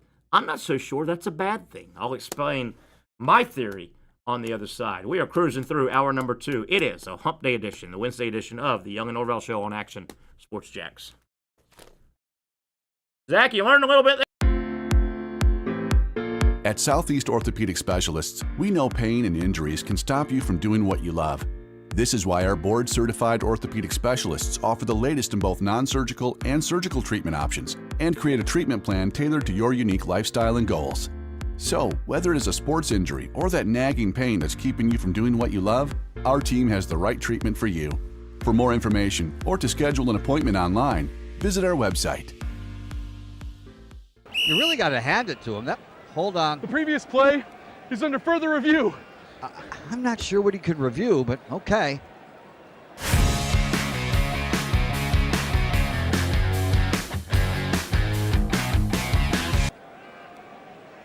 Sure has been a while.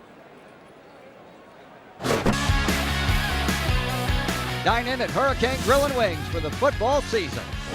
Well, there he is. Oh, what is that?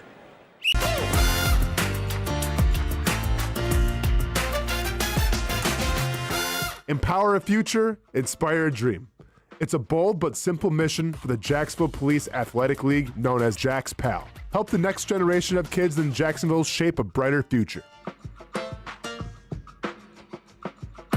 Their after-school programs, teenage leadership programs. There's community outreach. This has been just an awesome opportunity to be out here with my colleagues and do something good for the community. It's really been an interesting opportunity to just see everybody work together in a way that we don't normally in the office. And there's sports.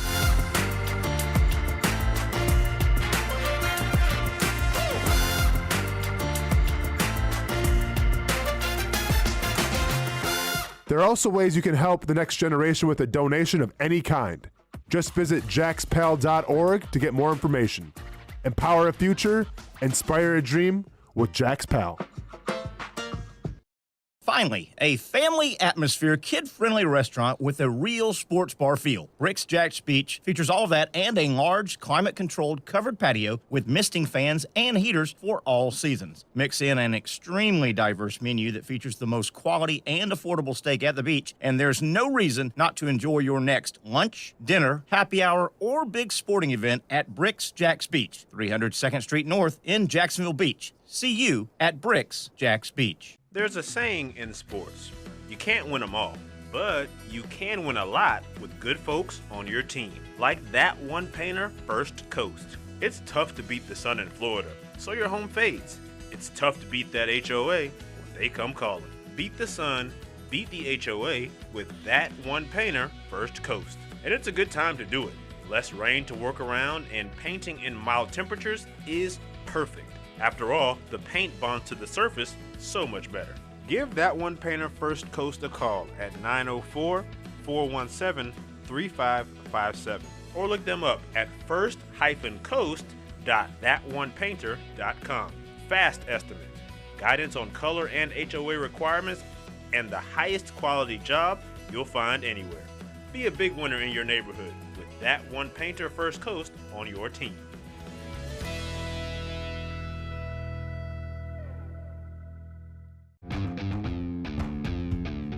When you think sports, you think Action Sports Jax, the official station of the Jaguars, on location for every game. But the most experienced team in town doesn't stop there. From high school football to the big events in the area, Action Sports Jax is always on. Now, we take that to a new level. Action Sports Jax 24/7 is around-the-clock coverage of the teams you love and the moments you can't miss. The best local sports in Jacksonville on Action Sports Jax 24/7. All right, we're back here. As promised, 5:30 is rolling around here, and that is our time to hook up with our buddy Brent Beaird. Got some college sports news and notes to get to. Brent, number one, welcome. Welcome. Glad to have you. Glad to be on. A little stormy out there, but yeah, that's no big deal. We made it. And that's all that matters. How about this? Today, twice I was out and about. I wasn't outside, but twice as I had a lunch meeting and then a second meeting and then came in. Twice the bottom dropped out. It rained like cats and dogs for 20 minutes, and twice today, 20 minutes went by, stopped raining, sun came out, and it's more humid than you can imagine outside. Oh, yeah. Here's a humidity story for you. Today, this morning, I still every month I still send a few things out in the mail, a regular mail, Yeah. So I use envelopes a couple times a month. I have to send stuff out. This has happened before, but it's always summertime. I go to my envelopes. I buy a box of envelopes, and this happened again. It's happened before. This time of year, even indoors, it can be so humid. The envelopes, they self-adhese because they get and they're stuck together. Right. And I haven't stuck them together, but because of the humidity, the glue I got to take a butter knife and you can steam them open and get a butter knife. How about that? How about that for heat? Brent, I got a couple things. I know you've got a bunch. We got 30 minutes with Brent Beaird. I want to lead off with one thing. I think the University of Florida dropped the ball on something. The word is, and I'm taking this for the word, but the word is the University of Florida did not buy the Final Four court that they won the national title on a couple months ago. And the history is the winning team has the option, the national championship team has the option to buy the court. Supposedly Florida did not. Now they bought the 05 or whatever, 06, those two. I think they bought both of those. And you can do anything you want with them. Well, Florida supposedly, Brent, I think Florida, if that's true, they missed an opportunity. Why would you not have bought the court? You're the University of Florida. You got tons of money. Yeah. Why would you not then, if you don't want to use it somewhere, put it in one of your gyms or why wouldn't you then not cut it up for auction for sale and give the proceeds to your players? Yeah. Nowadays. That was bizarre. I'm not sure about that. I'd be curious what a Final Four court would cost. Yeah, I would imagine a couple $100,000. It'd have to be, wouldn't it? But I mean, you're the University of Florida. You're going to make a lot of money by winning that title. Why would you not have bought it, sold it, and said, "Hey, we're in the era of professional college athletes. We're going to give it to the players, the profit." Yeah. Oh, sure, absolutely. I thought that was a missed opportunity. If that is true. Hey, Brent, I want to lead off with something. I know you've got a bunch of stuff. We talked earlier this week and last week, I think. It's pretty common knowledge the SEC and the Big 10 are butting heads a little bit, okay? And that's going to happen in big business. Yeah. You've got two giants in an industry, and they're having some disagreements. They're only now just starting to play together, right? I mean, they're the you know. And I got thinking this morning, I'm not so sure the SEC and the Big 10 butting heads a little bit is not a good thing. And I'm going to explain it, and I want your thoughts. Okay. My theory is, okay, they're the big boys. They've got the bigger seat at the table, and that's never going to change. If I'm the SEC and the Big 10, I would think, hey, guys, listen, we might want to speed up this super conference where you and I are the only voice at the table because even though if the SEC and the Big 10 are having some disagreements, and they're always going to do that, the last thing I think you want is the ACC and the Big 12 and maybe even the Group of Five or the Pac-12. I think if they have a little voice, that's still going to muddy the water. Maybe this could speed things up where the SEC and the Big 10 said, hey, we're the decision makers. We don't need two or three little brothers also muddying up the water. I'm going to look at it like that. I hope this would speed up a super conference. It might. That's a possibility. I mean, if they continue to get like no cooperation from the other conferences, something like that, I could see that happening. The concern here, people haven't heard what Terry's talking about, is the disagreement here is the ACC likes the 4-4 format. The SEC more like basically the coaches, the 5-11. So they're disagreeing on that. And again, the Big 10 wants 4-4 because of the academic quarter system. Which sounds like a weird reason to a lot of fans, but the Big 10 has a big academic reputation, and that's something that is very important to them. I've got to think, Terry, that they are going to, for the sake of the game, get something together soon. Yeah. They don't meet again until September 24th in Chicago at the Big Ten headquarters. So that would be the commissioners. Commissioners, look, you can't tell me these guys are some of the wealthiest men in the world, some of the smartest men in the world. I mean, you've got to believe they've got to get something done on Zoom. Or Terry, you know good and well, they've got access to a private plane, probably a certain number of times a year, and that they could meet at least for a day and get something hammered out. I totally agree, but man, I just look around and I would like for the SEC and the Big Ten to go, hey, we need to cut out any other voices. We know we're going to be the two big voices, the only two at some point. Let's speed this up. So the ACC, it should just be the SEC and the Big Ten ratifying things. To hell with the ACC. To hell with the Big 12. Well, it's funny you said that because, and not much has been said about this, but they had the SEC and the Big Ten gave the other conferences basically a memorandum to sign. Do you remember that? Yes, I do. And they all signed it. Yes, and what that means is, and this is frankly to your point, what that means is it gave the Big Ten and the SEC basically the final decision-making ability to do that. And I'm wondering how many times that Tony Petitti and Greg Sankey have reminded the others of what they signed. Yeah, we've got that signed document. But yeah, I you know it's coming. You know that the Big Ten and the SEC are going to run it all, and they should. It's going to be a super conference, and they should. I wouldn't mind this kind of helping speed that up a little bit and saying, you know what, we're going to butt heads. You and I are going to butt heads. SEC, Big Ten, SEC. We're going to butt heads, but we're partners. We don't need a second and third and fourth little voice chirping in. We'll tell you, little guys, how it's going to work. So maybe I'm the optimist. Brent, before we get to some of your stuff, I just want to throw this out. Obviously, we hit the big day yesterday. July 1st. Now we know the money can legally come from the schools.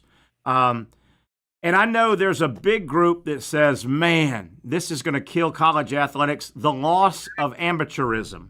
And I think that's a true statement, the loss of amateurism. Yes, no question. Now, I will say this, and I want your comment. It's just a theory out there. I think the bigger threat, and people think, oh, my God, this is a huge threat to college athletics, the loss of amateurism. I think the loss of amateurism pales in comparison to gambling. Yeah. I think if anything ever brought sports down and college sports down, and I hope nothing ever does, I think gambling is way more likely to bring down college athletics than the lack of amateurism. What do you think? Well, look, there's no doubt there's signs everywhere on in the athletic buildings about gambling, and frankly, we don't even know how deep and wide that gambling is. Yeah. At your average school, whoever it might be, because that's going on all the time. I mean, the NCAA is. I mean, listen, they'll almost put people in jail for gambling. Because it hurts the integrity of the game. So I frankly would concur with that. I'll tell you that another thing up there with gambling that's really going to upset the apple cart is just inactivity. What I mean by that is, what do you mean by that? Is not being able to make a blooming decision. Yeah, good point. On the portal, on the format, on OTAs, on early signing day. Yeah. Does that make some sense? It really does. It really does. If you are, it is like college sports, college football right now has been working on which security measure we want to use while the bank is getting robbed. Yeah. Right. While the bank yeah. is the bank. Right. We well maybe this, maybe that. Let's. How do we secure? Do we need cameras? Do we need? And the bank is steadily getting robbed. Yeah. Because they can't figure out how to secure it. What means to secure it? Yeah. It's like that commercial with the two Dobermans talking to each other, and the bank robbers are right behind them that are breaking into the house, and then some alarm security system gets them. So but no, but so these are the things that are because again, and you and I've talked about this now for months. Is if you start making some decisions, then you start making other decisions. Sure. And pretty soon you've got this. And again, as you mentioned the other day, the issue here is they've got deadlines. This is not just, well, we get this done whenever we want to. No, that's not the case. Their biggest deadline is December 1. Yeah. December 1 for the format. And then if they want to go the SEC to 8 or 9, and that's another sticking point. The Big 10 is already at 9 conference games. They want the SEC to be at 9. Yeah. And the SEC's dragging their feet on that. And again, you and I both know these coaches are they're reluctant, and they don't make the final decision, but they don't like it, Terry, because they know if we lose one more game and we go to a 9th, we may not be able to make the playoff. And I can understand that. that. Let's just say Big 10 SEC. If Big 10 is doing 9 of 12 conference games, SEC is doing 8 of 12. And, you've got Southern Miss, if you're Florida, game 10, and Ohio State has game 9, Iowa. Yeah.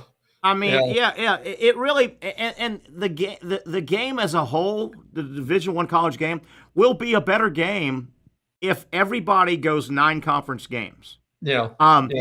And also if everybody can finally decide only schedule Power 4. I think as long as everybody does it, it's equal footing, and you're not penalizing yourself. And frankly, we've talked about this, Brent. College football is slowly mirroring the NFL. The NFL, you might have good team scheduled to play bad team that year in the NFL, but that bad team is not a AAA team. It's still an NFL team. Yeah. It's not from the WAC or the MAC. If it was a college team, if they're in the same, if all their scheduled games are in the same pool, then you can really make selections. Well, here's the other thing they've got to deal with, and the commissioners are adamant about this. They want this committee. They're telling them we have got to have some assurances that strength of schedule means something to you guys a lot more than it did last year. Because we got teams in the playoffs that had a strength of schedule, Terry, of between 70 and 100, basically. Yes. And we got teams who missed the playoffs. So that's another issue here. Yeah. And look, I did a podcast last night with Travis Ryer that I do on occasion. And this same thing came up about Florida. Now, follow my logic here. Okay, last year you had to be at least 10-2 or better to get the playoffs. Yeah. 9-3 didn't cut it. Okay, here's my argument with Florida. If Florida's 9-3, with that schedule, in the strength of that schedule, and their losses are to what? Texas, Georgia, and Ole Miss. Yeah, or Ole Miss. Yeah. Something like that. You can't. And look, with that schedule, if they're 9-3, if that committee help me on this, if that committee does not take into consideration strength of schedule, they need to get rid of the committee. If that happens, frankly. Yeah, totally. And especially if one of the losses, and maybe the separating loss, was a non-conference game that Florida scheduled because they thought strength of schedule was going to be a factor, and then actually they cut their own nose off by scheduling a Miami or a Florida State. And I get it, I don't want Florida State to go away, but you know, if I'm gonna play a big time non-conference team, and you can't punish me more than you lauded me for scheduling them. Right, exactly. If everybody doesn't schedule like that, then I'm cutting my own nose off probably. Well, and you brought this up numerous times, and it bears repeating. One of their goals, and they're not saying this out loud, but as far as these commissioners and the future of the game, one of their goals is get rid of this committee. I've seen that more and more. Yep, and again, the NFL, the NFL, Brent. I think you and I do a good job. We don't want to bury college football because it is kind of scattershot right now. It's also in the first 5 years. The NFL took The NFL took decades to figure out all this. Sure, but you're so right about that. You're so right about that. The NFL doesn't say, okay, into the regular season, we know our conference division. NFL, we know our division winners. They're all in. Okay, we're going to have a show tomorrow as our committee picks the rest of the wild cards. No. The NFL has figured it out. It's on the field. They don't have committees. You got to take the committees out. Well, look, and I was never a fan of the BCS, but I would give them this kind of credit, though. I would not be opposed. Would you, even with some kind of a computer situation, just to slot the teams? That there's got to be enough software out there. Yeah. That is dependable enough to where you could do that. Look, I mean, Terry, realistically, all you got to do is be able to slot 12. Well, I know they go 25, but to get 12 teams or 16 eventually. And if you can do that, then just what you're talking about is you match them up like the NFL does, and you're able to have basically your playoff tournament. Tell me that would not be impossible to do. Yeah, it sounds very plausible, very easy. I don't know if I'm wrong about this. I think this follows on what you just said. I would feel more comfortable if feeding data into a computer, like you said, the software is built in and to the point where it's good enough. I would feel more comfortable feeding it into a computer and them spitting out the at-large teams than a committee. Yeah. And I know the data that goes in is human-fed data, but to me, the old and some people say, "Well, Terry, you scream about committees. March Madness has a committee." Well, if I had my druthers with March Madness, there wouldn't be 330 teams that have to be picked from. I would have the major super conferences filling out the 64 because those are the legitimate schools that can win it anyway.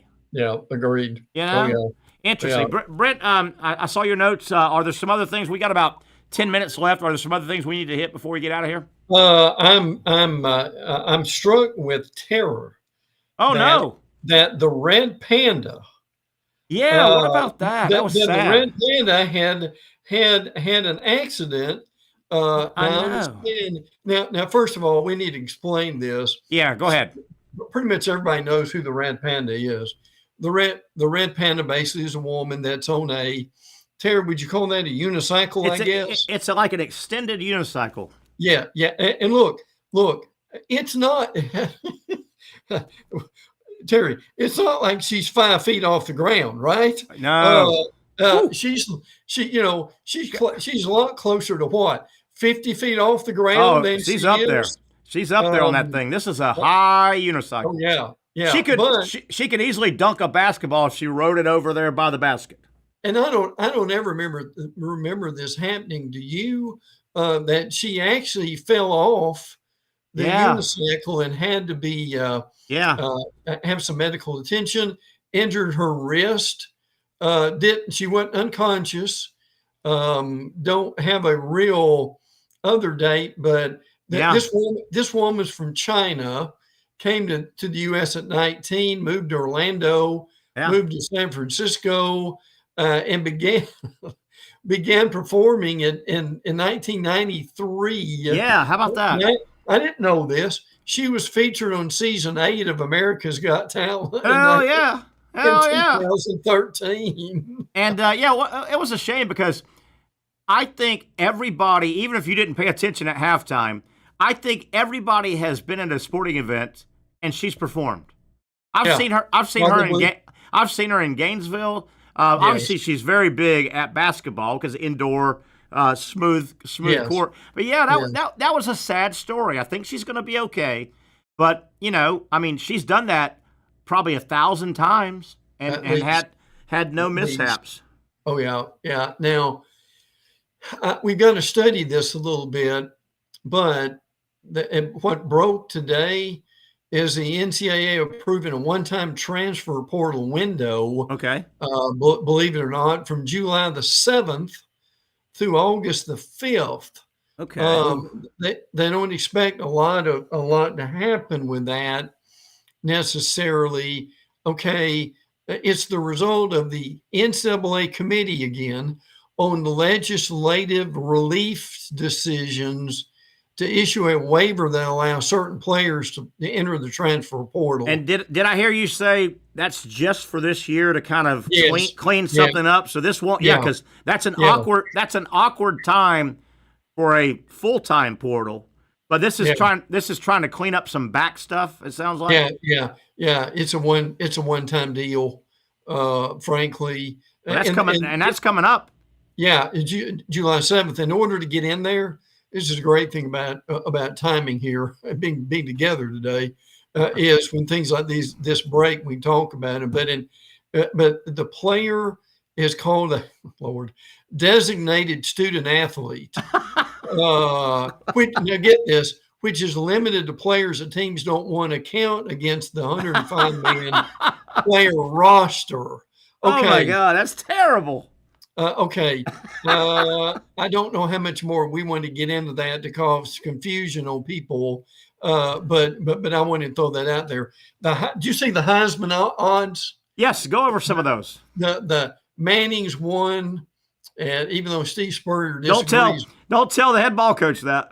No, Manning. Okay. Let me see if you agree with the top 5. Arch Manning, Texas. Garrett Nussmeier, LSU. I agree with that. Kate Klubnik has really climbed the ladder. I've seen that, and he's been around a long time. 4, I don't know about this. Drew Allar from Penn State. He would scare me because I've put chips in on him before, and he disappoints. Yeah. Now Jeremiah Smith is the wide receiver. I can see that. Now, okay, so 4, 5. Number 6 is DJ Lagway. 5-game case study. Okay, I can live with that more than Arch Manning. Yep, 17. Because I've seen him play more than Arch Manning. Okay, what about Lenore Sellers? Okay, I can see that. 7. 8 is dual threat. Is more from Oregon, and 9. Let's see if I did this right. 9 is Julian Sane from Ohio State, and that's another one. That's another one of those stretches because I haven't seen him play. No, well, nobody has. Yeah, and then you've got it's either 10 or 11 is Carson Beck.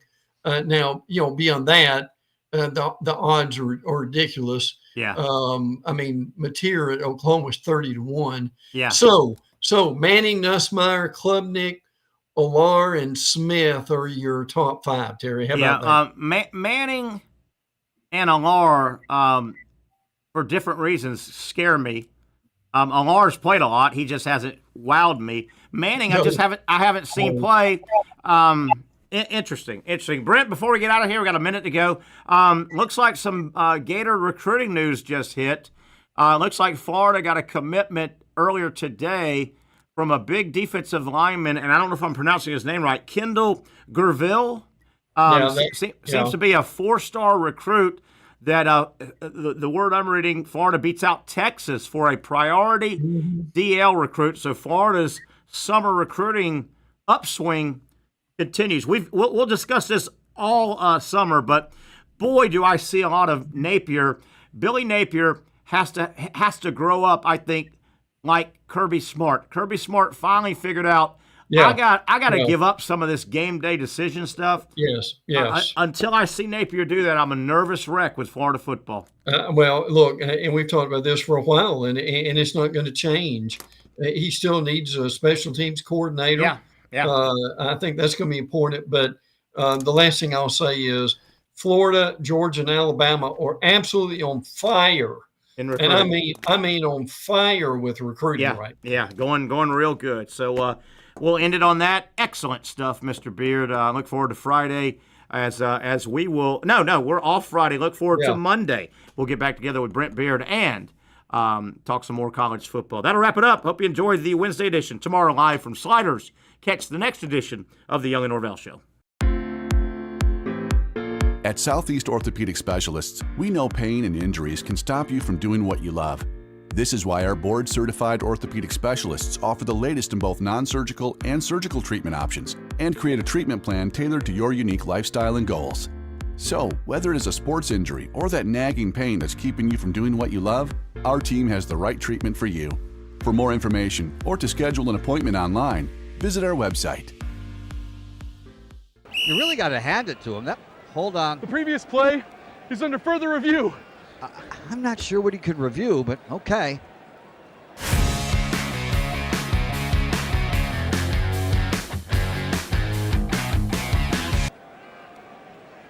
Sure has been a while.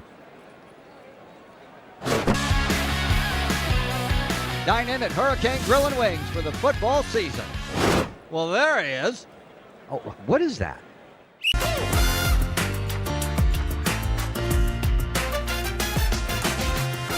Empower a future, inspire a dream. It's a bold but simple mission for the Jacksonville Police Athletic League known as Jax PAL. Help the next generation of kids in Jacksonville shape a brighter future. Their after-school programs, teenage leadership programs. There's community outreach. This has been just an awesome opportunity to be out here with my colleagues and do something good for the community. It's really been an interesting opportunity to just see everybody work together in a way that we don't normally in the office. And there's sports.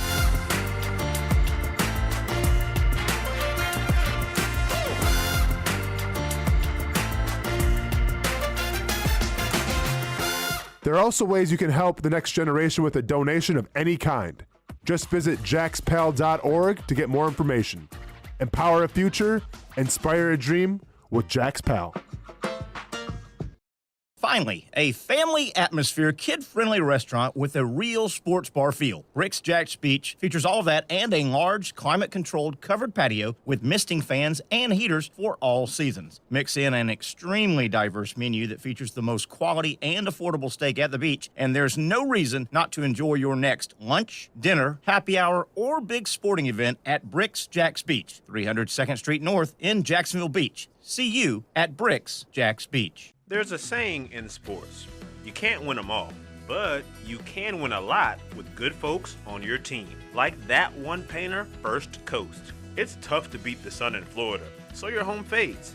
It's tough to beat that HOA when they come calling. Beat the sun, beat the HOA with that one painter, First Coast. And it's a good time to do it. Less rain to work around, and painting in mild temperatures is perfect. After all, the paint bonds to the surface so much better. Give that one painter First Coast a call at 904-417-3557 or look them up at first-coast.thatonepainter.com. Fast estimate, guidance on color and HOA requirements, and the highest quality job you'll find anywhere. Be a big winner in your neighborhood with that one painter First Coast on your team.